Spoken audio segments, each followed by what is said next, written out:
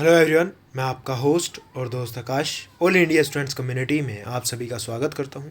Guys, इस video के अंदर हम करने वाले हैं कुछ ऐसे क्वेश्चंस जो पहले एग्जाम में पूछे जा चुके हैं और आज के सारे क्वेश्चंस कहीं ना किसी बीमारियों से रिलेटेड है और हर एग्जाम में वायरस, बैक्टीरिया या फिर किस बीमारी से, किस विटामिन की कमी से, किस प्रोटीन की कमी से क्या क्या रोग होते हैं, वो सारे क्वेश्चन हम इस वीडियो के अंदर डिस्कस करेंगे।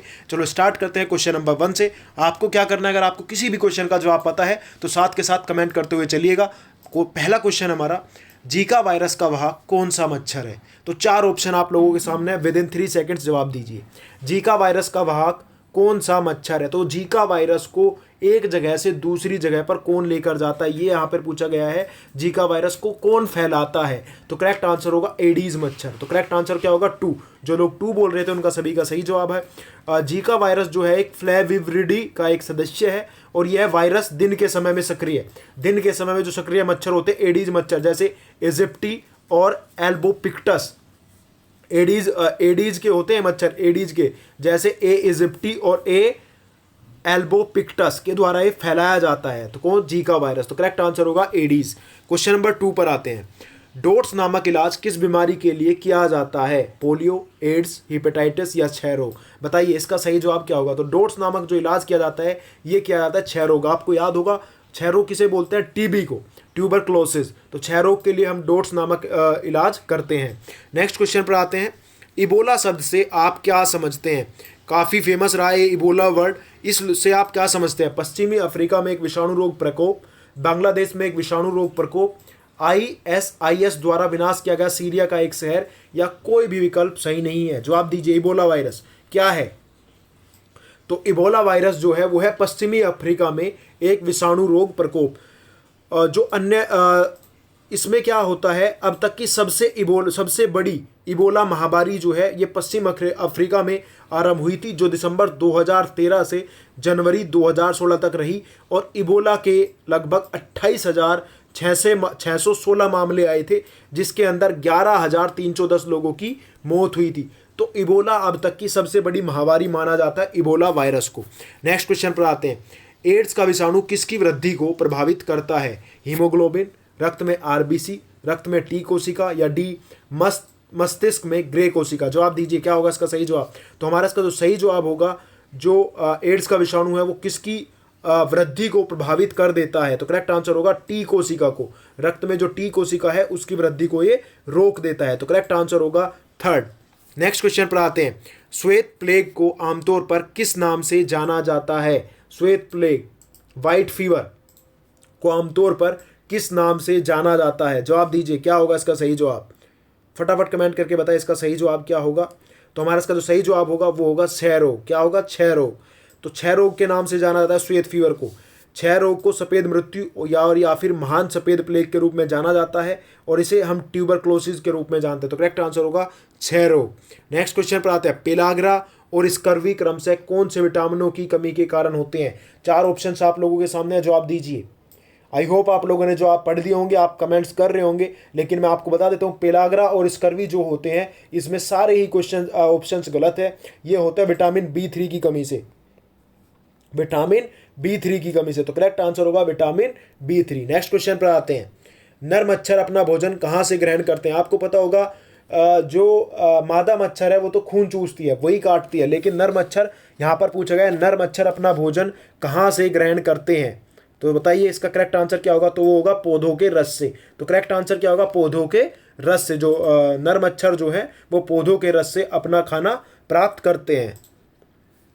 Next question. लोहोमयता का एक रोग है जो श्वास के साथ निम्नलिखित में से क्या अंदर लेने से होता है? सिलिका धूल, लोहो धूल, जस्ता धूल या फिर कोयला धूल? जवाब दीजिए क्या होगा इसका सही जवाब? तो हमारा इसका जो करेक्ट आंसर होगा लोहयता जो एक रोग है, ये श्वास के साथ लोहो धूल जब अंदर चली जाती है, जिसके अंदर लोहे के, जैसे वेल्डर्स होते हैं ना, वेल्डर्स लंग के नाम से भी इस लोग को हम जानते हैं, लोह धूल को वेल्डर्स लंग के नाम से भी जाना जाता है।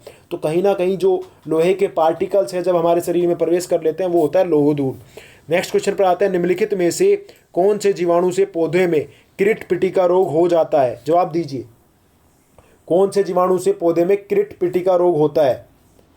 क्राउन गैल इसे बोला जाता है। बताइए क्या होगा इसका सही जवाब। तो करेक्ट आंसर होगा एग्रोबैक्टीरियम ट्यूम्फ एशियंस, एग्रोबैक्टीरियम ट्यूम्फ एशियंस से। तो करेक्ट आंसर होगा एग्रोबैक्टीरियम ट्यूम्फ एशियंस। नेक्स्ट क्वेश्चन पर आते हैं। घेंगा नामक रोग किसकी कमी के कारण होता है। 4 ऑप्शन आप लोगों के सामने, फटाफट कमेंट करें। गाइज वीडियो अच्छी लगे तो प्लीज़ लाइक करिएगा, अपने फ्रेंड्स वगैरह के साथ भी शेयर करिएगा। घेंगा रोग किसकी कमी के कारण उत्पन्न होता है। तो करेक्ट आंसर होगा आयोडीन। जब आयोडीन की कमी हो जाती है तब घेंगा रोग होता है। तो करेक्ट आंसर होगा थर्ड, आयोडीन। नेक्स्ट क्वेश्चन पर आते हैं। विल्स रोग में कौन सा अंग प्रभावित होता है। जवाब दीजिए, देखते हैं क्या होगा इसका सही जवाब। तो हमारा इसका जो सही जवाब होगा वो होगा किडनी। कौन सा अंग प्रभावित होता है। तो करेक्ट आंसर होगा किडनी। तो हमारा इसका जो करेक्ट आंसर होगा वो होगा किडनी। विल्स रोग में किडनी प्रभावित होती है। तो करेक्ट आंसर होगा किडनी। नेक्स्ट क्वेश्चन, कौन सा बैक्टीरिया निमोनिया रोग का कारण है। इनमें से वो कौन सा बैक्टीरिया है जो निमोनिया रोग का कारण बनता है।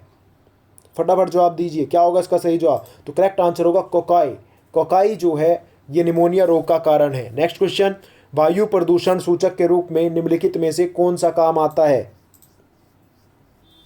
4 ऑप्शन आप लोगों के सामने, जवाब दीजिए। वायु प्रदूषण सूचक के रूप में काम कौन सा आता है। 4 ऑप्शन, लाइकेन। तो करेक्ट आंसर होगा लाइपेन। जो लोग लाइकेन बोल रहे हैं उनका सभी का सही जवाब है। नेक्स्ट क्वेश्चन, निम्नलिखित में से क्या आलिंग सूत्रीय अवस्था डोमिनेंट ऑटोजोमल डिसऑर्डर है। जवाब दीजिए क्या होगा इसका सही जवाब। तो हमारा इसका सही जवाब होगा वो होगा अल्जाइमर रोग। अल्जाइमर रोग जो है वो है dominant autosomal disorder. Next question, बेरी रोग निम्नलिखित में से किसके कारण होता है। किसकी कमी के कारण बेरी रोग होता है। फटाफट कमेंट करें। विटामिन B1, बिल्कुल vitamin B1 is the correct answer. जो लोग विटामिन B1 बोल रहे हैं उनका सभी का सही जवाब है। विटामिन B1 की कमी से होता है बेरी रोग। और विटामिन B1 का केमिकल नेम पूछा जा सकता है आपसे एग्जाम में, वो है थियामिन। क्या होगा, थायमिन। थायमिन या थियामिन आप इसे बोल सकते हैं। तो करेक्ट आंसर होगा थियामिन। नेक्स्ट क्वेश्चन पर आते हैं।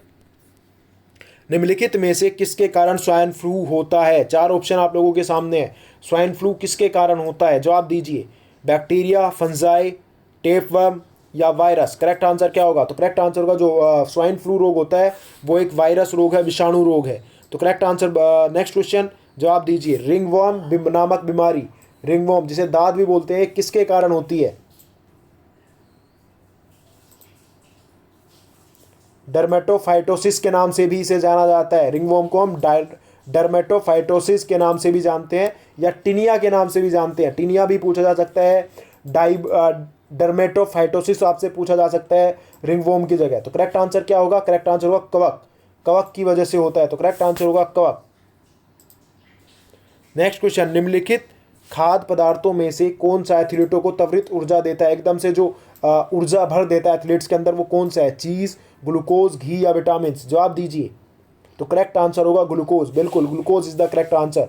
ग्लूकोज जो है ये हमारे ब्लड शुगर लेवल को थोड़ा बढ़ा देता है, ठीक है, स्थिर बनाए रखना है। और जो बनाए रखने ग्लाइकोजन पर निर्भर करता है। और जब थकावट से बचने के लिए हमें ग्लूकोज की आवश्यकता होती है। तो करेक्ट आंसर क्या होगा, सेकेंड। नेक्स्ट क्वेश्चन, फेफड़ों किसके प्राथमिक अंग है। पाचन के, कब्ज के, पसीना के, श्वसन के। जवाब दीजिए क्या होगा इसका सही जवाब। तो करेक्ट आंसर होगा फेफड़े श्वसन के प्राथमिक अंग है। बिल्कुल 4th one is the correct answer. Next question पर आते हैं। किस दवा का एक मधुमेही रोधी दवा के रूप में प्रयोग किया जाता है। मतलब डायबिटीज़ की दवा के रूप में, डायबिटीज़ की दवा के रूप में किस दवा का प्रयोग होता है। मेटफॉर्मिन, जोलपिडेम, प्रोमेथाइजोन या फिर हाइड्रोलिजन। जवाब दीजिए क्या होगा इसका सही जवाब।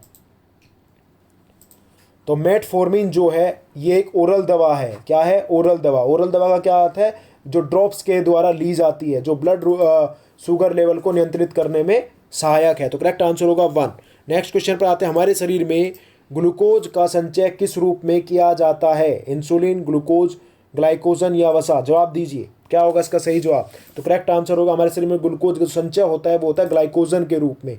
तो करेक्ट आंसर होगा थर्ड, ग्लाइकोजन। नेक्स्ट क्वेश्चन, मस्तिष्क का कौन सा हिस्सा सोचने, बुद्धिमानी, याददाश्त और सीखने की क्षमता जैसी क्रियाओं को प्रेरित करता है। जवाब दीजिए क्या होगा इसका सही जवाब।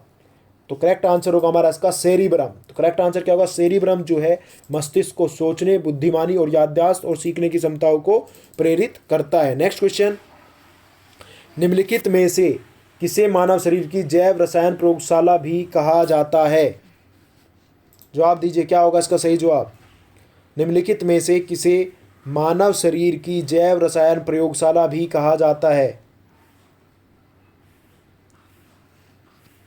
तो करेक्ट आंसर होगा यकृत, जिगर। यकृत या जिगर को मानव शरीर की जैव रसायन प्रयोगशाला भी कहा जाता है। यह कम से कम 4 महत्वपूर्ण हार्मोन को संश्लेषित करता है। नेक्स्ट क्वेश्चन पर आते हैं। मानव शरीर में आंतों के बैक्टीरिया निम्नलिखित में से किसका संश्लेषण करते हैं?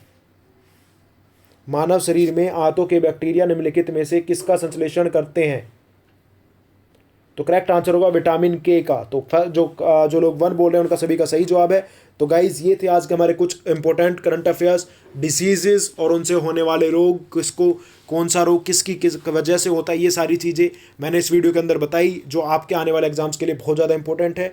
वीडियो अच्छी लगे तो प्लीज़ लाइक ज़रूर करिएगा, अपने फ्रेंड्स वगैरह के साथ शेयर करिएगा, और अगर आप चाहते हैं ऐसी वीडियो मैं कंटिन्यू रखूँ तो प्लीज़ ज़्यादा से ज़्यादा वीडियो को शेयर करिएगा। तो इस वीडियो के अंदर इतना ही, फिर मिलूंगा एक नई वीडियो के साथ नई चीज़ें लेकर। तब तक के लिए धन्यवाद। जय हिंद, जय भारत।